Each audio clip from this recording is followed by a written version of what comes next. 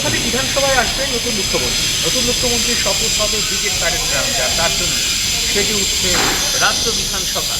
9 মে শপথ গ্রহণ, তার আগে চলছে মেকওভার। নতুন সরকারকে স্বাগত জানাতে সাজিয়ে তোলা হচ্ছে বিধানসভা ভবন। যুদ্ধকালীন তৎপরতায় চলছে সংস্কারের কাজ।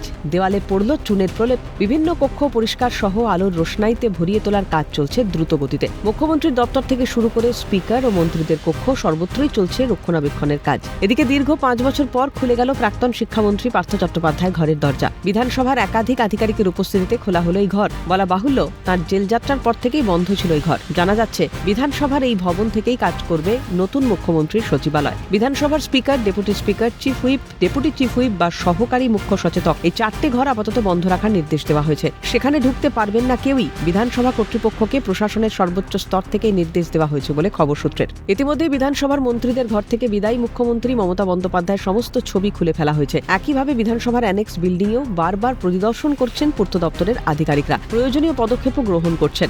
নতুন নতুন নির্দেশ দেওয়া হচ্ছে কর্মীদের। সূত্রের খবর, ওখানেই তৈরি হচ্ছে মুখ্যমন্ত্রীর সচিবালয়। গোটা বিধানসভায় বাড়ানো হয়েছে পুলিশি নিরাপত্তা। এমনকি মুখ্যমন্ত্রীর ঘরের করিডোরের সামনে বসানো হয়েছে পুলিশি প্রহরা। এক কথায়, নতুন সরকারকে স্বাগত জানাতে প্রস্তুত ঐতিহ্যবাহী বিধানসভা ভবন।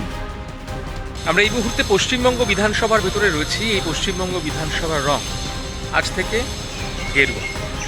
মুখ্যমন্ত্রী শুভেন্দু অধিকারী তার শপথ গ্রহণ অনুষ্ঠান রয়েছে আগামীকাল, অর্থাৎ শনিবার।